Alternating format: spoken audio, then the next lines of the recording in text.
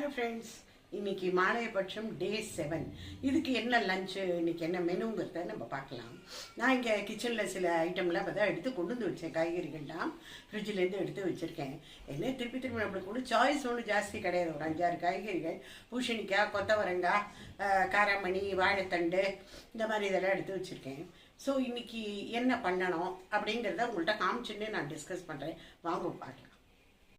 நான் இங்கே சில வெஜிடபிள்ஸ்லாம் எடுத்து வச்சுட்டுருக்கேன். இன்றைக்கி என்ன சமையல் பண்ணுறதுன்னு தெரியல. கொத்தவரங்காய் இருக்குது, இதை வேணால் கறியாக பண்ணிடலான்னு, தேங்காய் போட்ட கறி. இது பூசணிக்காய், இதை புளிக்கூட்டு பண்ணணும். நான் இங்கே இந்த கப்பால் 1 கப்பு துவரம்பருப்பு நனைச்சி வச்சுட்டுருக்கேன். கூட்டுக்கும் யூஸ் பண்ணிக்கலாம், ரசம், கலத்து பருப்பு, இது 3த்துக்கும் அந்த பருப்பு சரியாக இருக்கும்.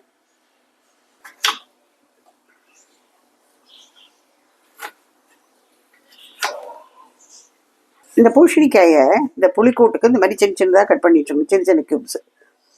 அப்போ சரியாக இருக்கும். இப்போ குக்கரில் முதல்ல இந்த துவரம்பருப்பை நம்ம வச்சு விடலாம். இதில் கொஞ்சமாக மஞ்சப்பொடி போட்டு விடலாம்.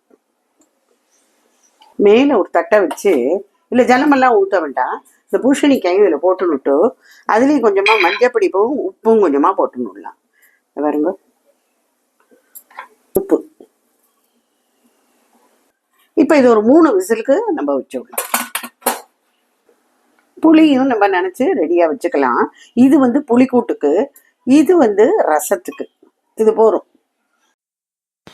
இங்கே நான் வந்து கொத்தவரங்காயை இந்த நீள நீளமாக கட் பண்ணினேன்னு காமிச்சேன் இல்லையா, அதை வந்து நல்லா வாஷ் பண்ணி வடிகட்டி வச்சுன்னுட்டேன்.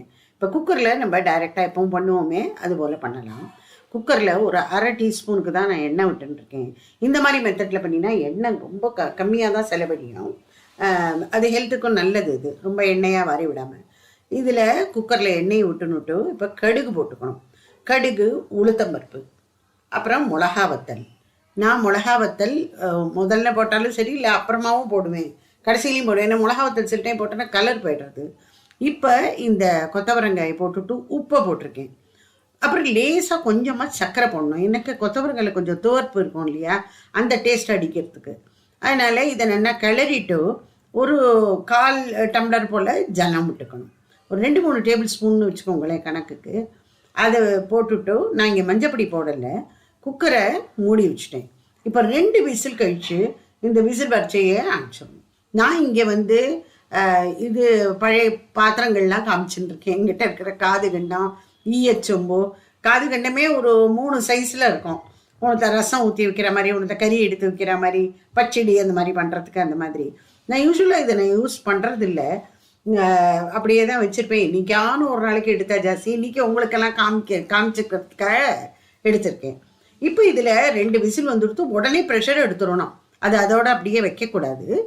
இப்போ வந்து நம்ம இந்த இதை நல்லா ஒரு கிளறிட்டு இந்த மிளகா வத்தலை கிள்ளி போட்டுட்டு பெருங்காயமும் தேங்காயும் போட்டுட்டு நல்லா கிளறிட்டு இறக்கிட்டானாக்க கமகமன்னு கொத்தவரங்காய் கறி ரொம்ப ஈஸியாக சுலபத்தில் 5 நிமிஷத்தில் ரெடியாக இருந்த கண்கூடாக பார்க்கலாம். நீங்கள் கலரும் பாருங்கோ பிரமாதமாக இருக்கும். கலர் வந்து போவே போகாது, நன்னா இருக்கும், நன்னாவும் வெந்திருக்கும். உங்களுக்கு இழுப்பச்சட்டி இல்லைனாக்கா உட்காந்து கிளறி விட்டுட்டு உட்காந்துருக்கணும். குக்கர்னு அந்த இதெல்லாம் இல்லை, அந்த டிஃபிகல்ட்டிஸ்லாம் இல்லை. ஒரு தடவை வச்சோம், அப்புறம் உடனே திறந்துருவோம், தேங்காயை போட்டு இறக்கிட வேண்டியதான், அவ்வளவுதான். இப்போ நான் இந்த சர்விங் பவுலில் இந்த குட்டி காது கிண்ணத்தில் எடுத்து வச்சுட்டேன். அடுத்தது என்ன பண்ணுறதுன்னு பார்க்கலாம். இந்த பூசணிக்காயும் இந்த பருப்பும் நல்லா குழவாக வெந்து போயிடுத்து. நம்மளுக்கு என்ன மாதிரி இதில் வேணுமோ அந்த மாதிரி கரெக்டாக ரெடி ஆகிடுது. இப்போது அந்த குக்கரை நான் தேய்க்க போடலை, அது கறி பண்ணினது தானே, அதில் அப்படியே அந்த புளியை கரைச்சி விட்டுனுட்டேன்.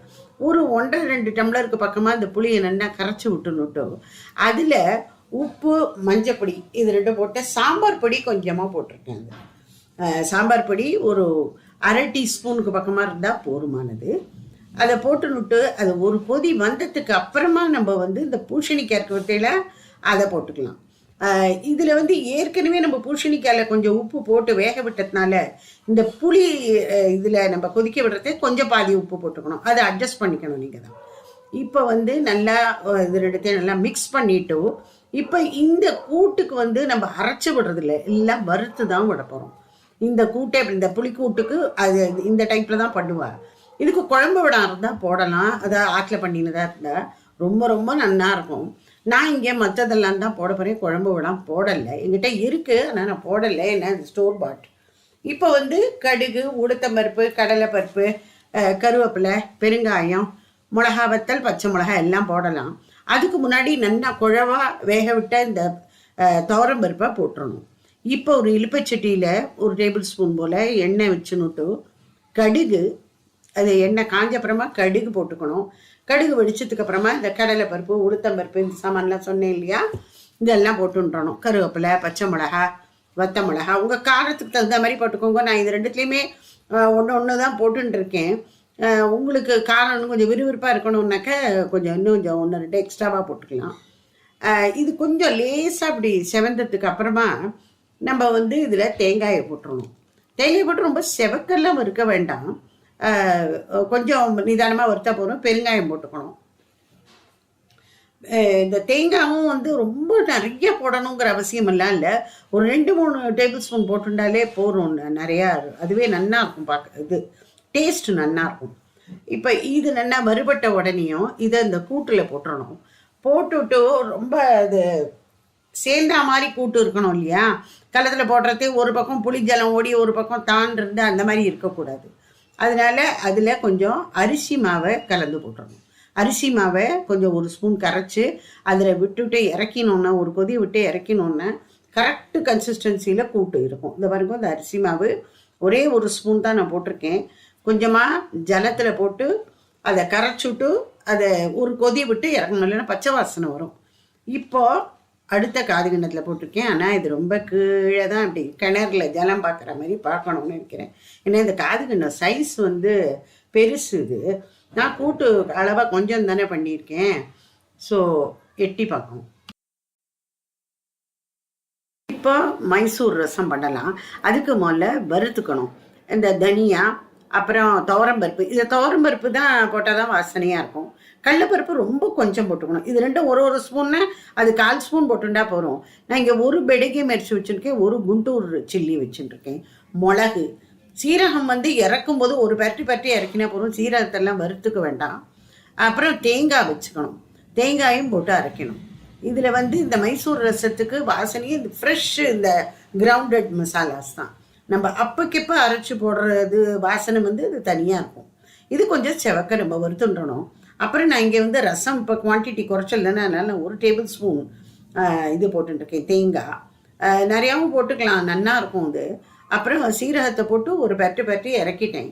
இப்போ மிக்சியில் போட்டு அரைச்சுன்றணும். ஜலம் விட்டு அரைச்சிக்கலாம், இல்லை பொடி மாதிரி பண்ணி குறன்னு பொடி பண்ணியும் வச்சுக்கலாம், எப்படி வேணாலும் வச்சுக்கலாம். நான் இங்கே பொடி தான் பண்ணிட்டேன், எனக்கு நான் கொஞ்சம் எக்ஸ்ட்ராவாக பண்ணி வச்சுட்டுருக்கேன். இன்னும் 2-3 நாளைக்கு அதை ரசத்தை வச்சுக்கலாம், அப்புறம் ஃப்ரிட்ஜில் வச்சுடலாங்கிறதுனால. இப்போ வந்து புளியை கரைச்சி விட்டுருக்கேன் ஃபஸ்ட்டு கடாயில். அதுக்கப்புறமா டொமேட்டோ ஒன்றும். நிறைய பேர் வந்து மைசூர் ரசம்னா அதுக்கு டொமேட்டோஸ் போட மாட்டா, நான் போட்டுருக்கேன். உப்பு, மஞ்சப்பொடி இது 2 போட்டுருக்கேன். அப்புறம் பெருங்காயம், உப்பு, மஞ்சப்பொடி, பெருங்காயம் அது கொதிக்கச்சே போட்டுடணும். அப்புறம் இங்கே மசாலா நம்ம ரெடியாக வச்சுன்னு இருக்கோம், அடுப்பு பக்கத்துலேயே தான் இருக்குது, பார்த்துட்டு இருக்கேன் இல்லைங்க. இப்போ வந்து கொதித்த உடனேயும் இது கொஞ்சம் இதுவாக கொதிக்கும். அப்போ வந்து நல்லா நம்ம வந்து பருப்பு ஜலத்தையும் கரைச்சி ரெடி பண்ணி வச்சுக்கணும். இங்கே நான் வந்து காமிக்கிறது உங்களுக்கு வாழைத்தண்டு. இந்த வாழைத்தண்டு நான் இன்றைக்கி கொத்தவரங்காய் மாதிரி நீளமாக நறுக்கின்னு இருக்கேன். இது கொஞ்சோண்டு மிச்சம் இருந்தது அன்றைக்கி பண்ணினது. இதை வந்து நல்லா புழிஞ்சு ஜலத்துலேருந்து புழிஞ்சு எடுத்து வேக விட்டு வச்சுன்றணும். வேக விட்டு நல்லா வடிகட்டி வச்சிடணும். கொஞ்சமாக லேசாக உப்பு மாத்திரம் போட்டுக்கணும். இப்போ இந்த ரசத்தில் கொதிச்சு விடுத்துனேன்னா அதனால் இல்லை ரசப்பொடி போட்டுருக்கேன், 2 ஸ்பூன் போல் போட்டுருக்கேன். மற்றதெல்லாம் இதுக்கு அவசியம் இல்லை, எத்தனை வேணுமோ அத்தனை போட்டுன்னுட்டு மற்றதை வச்சுட்டேன். இப்போ அதையும் போட்டு ஒரு கொதி வந்ததுக்கு அப்புறமா பருப்பு ஜலத்தை போட்டு இறக்கி விட வேண்டிதான். அது ஆனால் கொஞ்சம் நுரகட்டின்னு வரைச்சி இறக்கணும். இப்போ இந்த வாழைத்தண்டு இங்கே வெந்து போயிடுது, 5 நிமிஷம் கூட அது வாழைத்தண்டு வேகிறதுக்கு. அதை நம்ம வடிகட்டி வச்சுன்றணும். இங்கே ரசத்தில் தான் சைமில்டேனியஸாக அது இந்த அடுப்பில் ஒன்று அந்த அடுப்பில் ஒன்று, இப்போ 2த்தையும் பார்க்க வேண்டியிருக்கு. இதில் வந்து கொத்தமல்லியும் கருவேப்பிலையும் போட்டு இறக்கிட வேண்டியதான். அப்புறம் நெய்யில் கடுகு இதெல்லாம் தாளித்து கொட்டணும். இந்த பாருங்க, இது இந்த நுரகட்டின்னு இருக்கிறதே எவ்வளோ கலர்ஃபுல்லாக இருக்குது பாருங்க. அந்த ப்ளூ, அந்த பர்பிள் கலர், அந்த மாதிரி ஒரு கலராக அடிக்கும் அது. அது எதிர்க்க நின்று பார்த்தா இன்னும் நன்னா தெரியும் உங்களுக்கு. அப்படி பார்த்தா இந்த ரசம் ரொம்ப ரொம்ப ஜோராக இருக்குன்னு அர்த்தம், ரொம்ப டேஸ்டியாக இருக்குன்னு பேர். இதில் வந்து நெய்யில் கடுகு பெருங்காயம் அதெல்லாம் தாளித்து கொட்டிட்டேன். இப்போ இந்த வாழைத்தண்டு சாலட் இருக்குது பார்த்தீங்களா, அது ரொம்ப ரொம்ப ஈஸியான ரொம்ப டேஸ்டியாக இருக்கும்.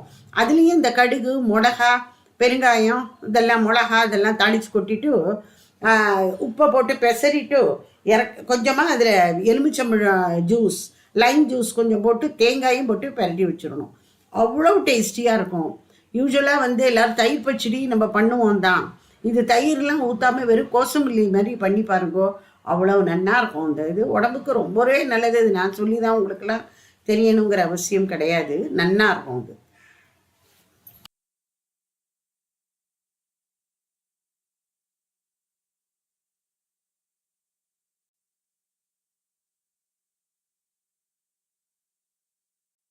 இப்போ நம்ம பிளேட்டிங் பார்க்கலாம். முதல்ல எடுத்தோடனே கொத்தவரங்காய் கறி வச்சுருக்கேன். நம்ம தான் இப்போ நீங்கள் தான் எல்லாம் பார்த்துருக்கீங்களே, ஸோ அதெல்லாம் இப்போ தட்டில் போட்டு காமிச்சுன்னு இருக்கேன். இப்போது கொத்தவரங்காய் கறி முதல்ல, அப்புறம் வாழைத்தண்டு சாலட்டு. வாழைத்தண்டு சாலட்டுக்கு அப்புறமா பூசணிக்காய் போட்டு புளிக்கூட்டு பண்ணியிருந்தேன் இல்லையா அது. அதுக்கப்புறமா வந்து சூடான சாதம், அதுக்கு மேலே கலத்து பருப்பு கொஞ்சம். ஏன்னா இந்த மாதிரி கூட்டுக்கெல்லாம் பருப்பு சாதம் போட்டுன்னு சாப்பிட்டா ரொம்ப நல்லாயிருக்கும். பருப்பு மேலே நெய். நெய் இல்லாமல் நம்ம சாப்பாடெல்லாம் கொஞ்சம் கூட டேஸ்டியாக இருக்காது, நெய் கண்டிப்பாக வேணும். இந்த மைசூர் ரசம், அப்புறமா மோர்.